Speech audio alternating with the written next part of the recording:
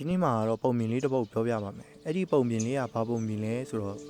တရိတ်ဆန်ရဲ့စကားကိုတတ်တဲ့တောင်တူကြီးအကြောင်းဖြစ်ပါတယ်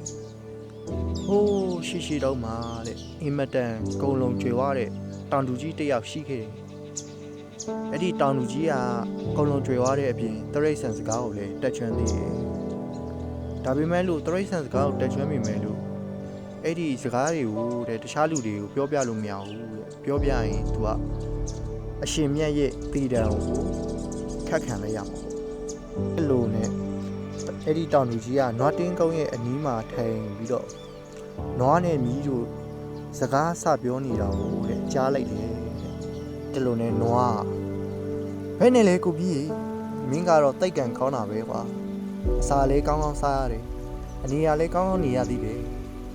အလောက်ဆိုလို့လေတခါတလေတို့သခင်မျိုးကိုသွားတဲ့အခါကျမှတဲပြီးတော့ပို့ရ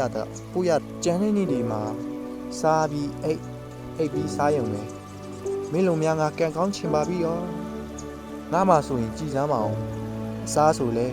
ကောက်ယူးချောင်းနဲ့မြက်ချောက်နောက်ချီတွေကလည်းဘရပြစ်လောက်လိုက်ရတဲ့အလောက်ကလေအာယုံတက်ကနေနေဝင်ထိပဲ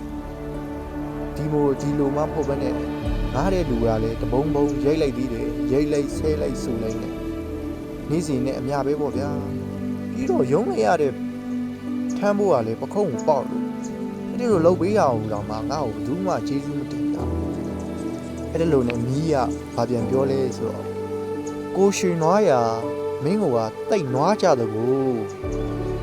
မင်းကိုနွားလို့ခေါ်လဲခေါ်ထိုက်ပါတယ်မင်းကတေနာတာနွားပြီပဲဟိုတင်းကျွေးလဲစားဒီတင်းကျွေးလဲစားရှင်နဲ့တိတ်လဲအဲ့ဒါပဲအဲ့တော့ဘင်းငါလိုနေရှိတယ်ဆိုရင်တော့ငါပြောတယ်လို့တော့ပြောပြမှာပေါ့ကွာချိုးအခါနွားစင်းရဲတွင်းမှာလုတ်ပြီးဘဝတစ်တို့ရောက်ရတော့မယ်ဆိုတော့ဆိုရင်မျောလင်းချက်နဲ့မိအားအကျဉ်းတောင်းတယ်အဲ့ဒါလို့နဲ့ဒုက္ခမိုင်းမိအားတငယ်ရှင်းကိုရှင်နွားကြီးတို့ချီလေးချောင်းဇက်ဝင်အချင်းချင်းမှုပြောတာနော်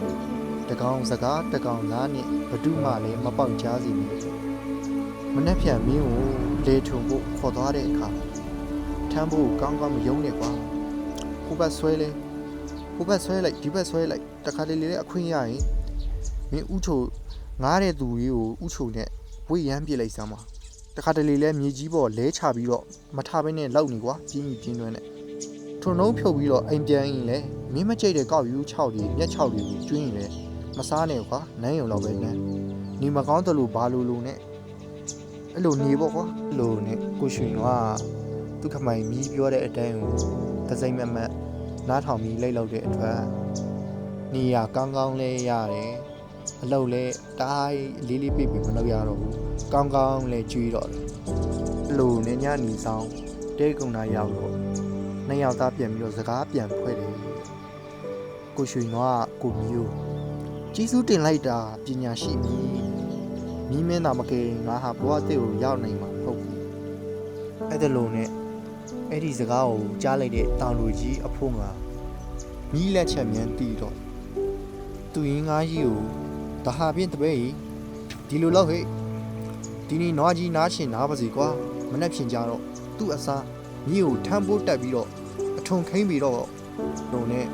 အရင်ငါးကြီးလဲသူ့တခင်ခိုင်းတဲ့အတိုင်းမီးကိုထမ်းပိုးတက်ပြီးတော့လေထုံခိုင်းတတ်တယ်မီးခမရမောရွေပန်းရွေနားချိန်လည်းမရတပေါင်းတပင်းပင်းနဲ့အကျိတ်ရလဲခံရသေးတယ်ပခုံးကလည်းပေါက်ခြေလက်တွေကလည်းနားဆိုတော့ပြင်ဖြစ်ရတဲ့ပြန်လာမှာပညာရှိမီးမင်းထွန်ရကနေပြန်လာတဲ့အခါနွားကြီးရတဲ့အာရပါရဝမ်းတာဆိုတာနဲ့ကျေးဇူးတင်စကားစီးရွေချူတဲ့အဲ့ဒီအမြင်မှာတော့လောကနဲ့မီးလောက်ပညာရှိသောပုဂ္ဂိုလ်မရှိဘူးလို့ထင်မှတ်တဲ့မင်းရဲ့အဆုံးအမကိုလာမခံခဲ့ဘူးဆိုရင်ကျွန်တော်နွားကြီးကလည်းထမ်းဖို့အောက်ကနေလို့ရွေဘွားအစ်ကိုရောက်နိုင်မှာမဟုတ်ပါဘူးအဲ့လိုစကားကိုပြောတန်ကြတော့မီးခမရမောပန်းနဲ့ပြန်လာတာမခံမချီဖြစ်နေတယ်မီးရဲ့စိတ်ထဲမှာဘာတွေးလဲဆိုတော့လောကမချော်တဲ့နေရာမှာလောကချော်ပြီးဒုက္ခတွေးရမည်ဆိုတာတင်ပန်တကူတဲ့ငါတော့ငါဒုက္ခငါရှာမိပြီငါဒုက္ခငါလွတ်အောင်အကျဉ်းဉာဏ်ထုတ်အောင်ပါပဲဆို